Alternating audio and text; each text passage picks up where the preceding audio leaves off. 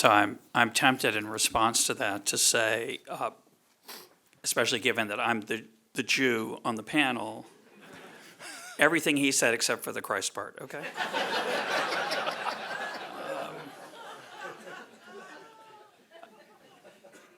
Because I, too, am going to strike a balance between the power of economic markets, but the spiritual and human needs of us as individuals.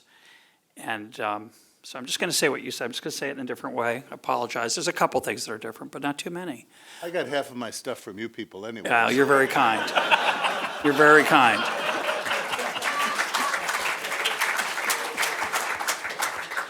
I think he meant as economists, but maybe not.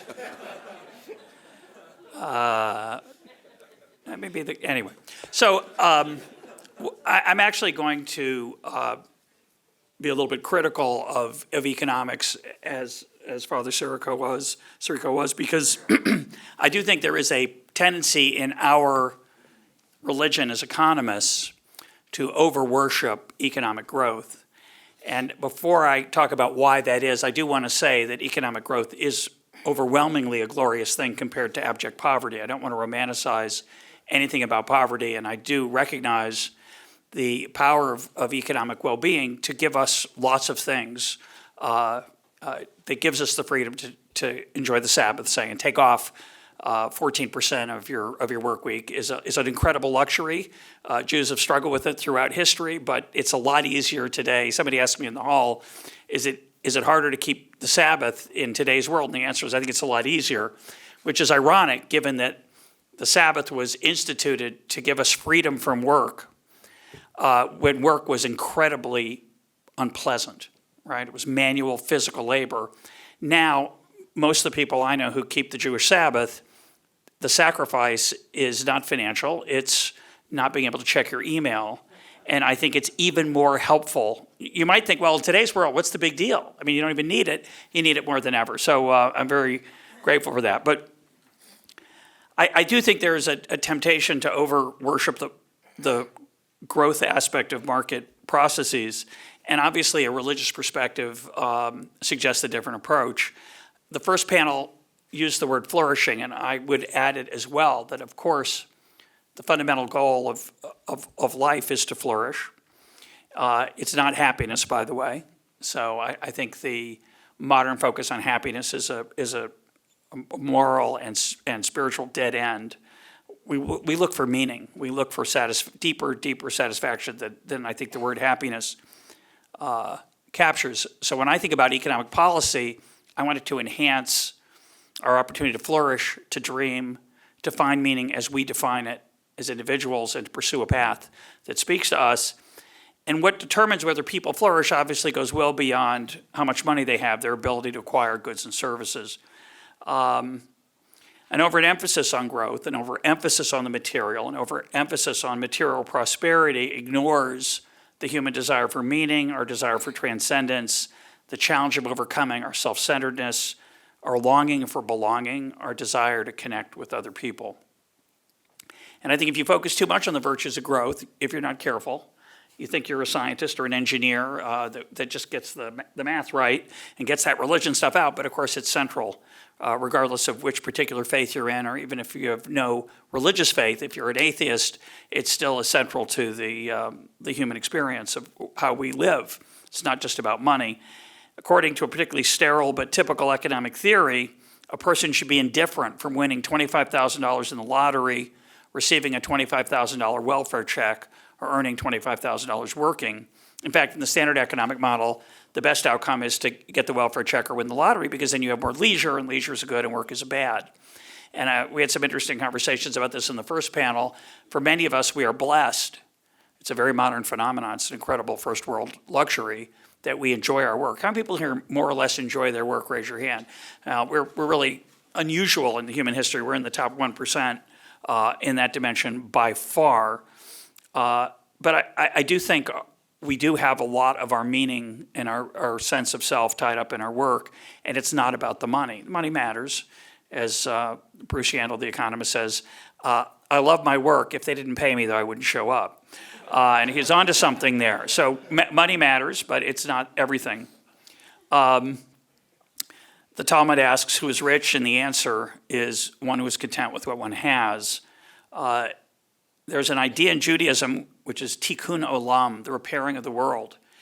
The idea of Tikkun Olam, which goes back centuries, perhaps longer, but it certainly saw its most poetic expression in the mystical writings of around the 17th century and later in the Hasidic world. The idea is that the world is broken, that we're here to fix it.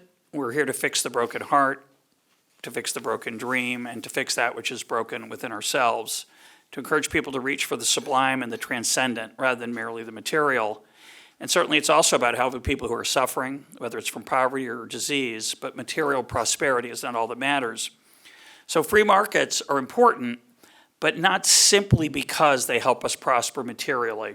I'll give you an example here that captures it for me. I'm a passionate, as anyone who knows me knows, I'm a passionate defender of free trade. And when NAFTA was being considered back in the 90s, there was a town, Arcola, Illinois, where brooms were made. And it turned out that if NAFTA passed, that we were told that town would basically shrivel up and die. The brooms from Mexico would destroy it. There was a large tariff on brooms at the time. And this town would be, all the jobs would be lost and the community would be destroyed.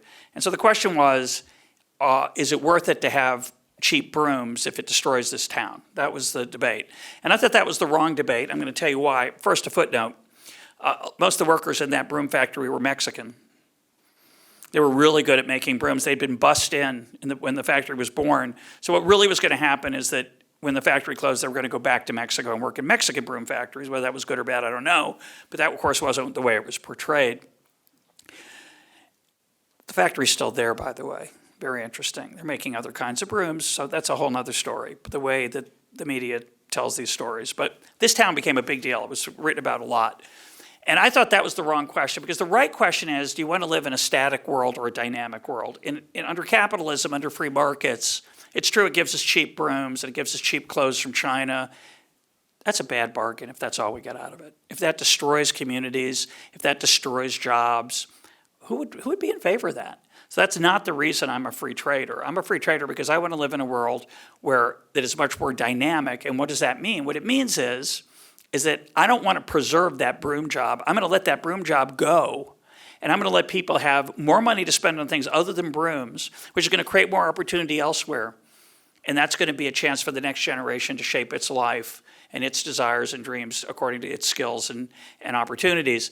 You know, a friend of mine grew up in Lawrence, Massachusetts. His name is Don Cox. He's actually the first guest on Econ Talk back in 2006. And Don grew up in Lawrence, which is a mill town. And his mom said to him once, "Don, isn't it sad that the mills are gone?"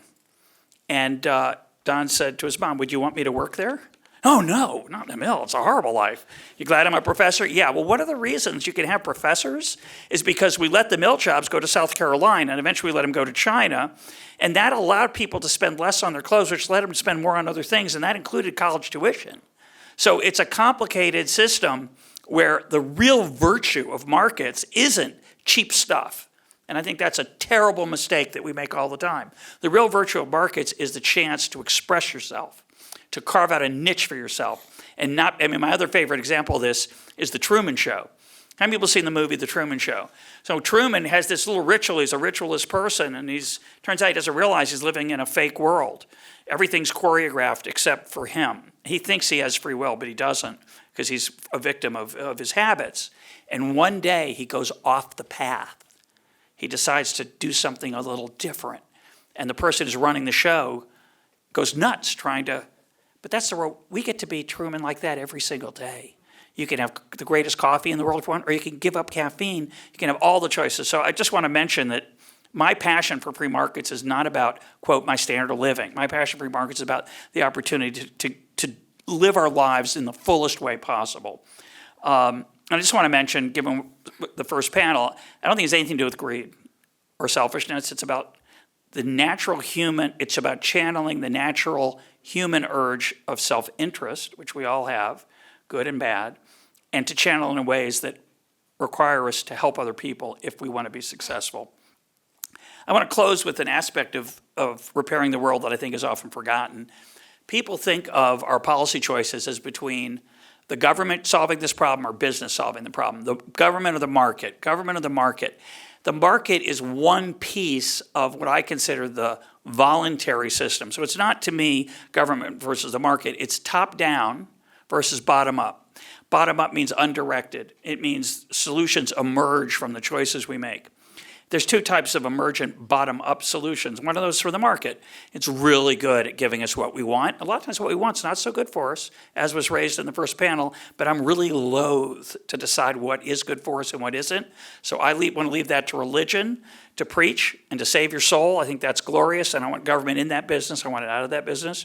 But the part of the voluntary bottom-up sector that's important is what was mentioned earlier in the first panel, is civil society. The institutions of church, synagogue, and mosque, the bowling club, the communal things we join voluntarily, the ways we make the world a better place through nonprofit, not profit and loss, not bottom line, but through donations of our time and treasure to transform other people's lives as well as our own. And I think that's underappreciated as a choice of policy. I'll just mention there are many, many wonderful organizations out there. Give them your money. Give them your money that work with people who are struggling, who can't flourish. Our typical way of helping people who can't flourish is to give them money. It's not the worst thing in the world. Money's pretty great. But often they are looking for something more than that. They need education. They need help. They need a connection. They need a human touch. And organizations on the ground as part of civil society that are nonprofit, non-governmental, non-business are doing that. So when I want to get rid of the public school system, which puts me in a very small group, it's a hard sell. People say, oh, we're going to have just businesses run schools? Well, that wouldn't be very good. I wouldn't think that would be a very good solution. I want to have charities, foundations, philanthropists create lots of good schools that compete in the marketplace, and they will serve people not to make a profit, because that would lead, you know what that would lead to if you did that? That would lead to like poor people getting really crappy schools.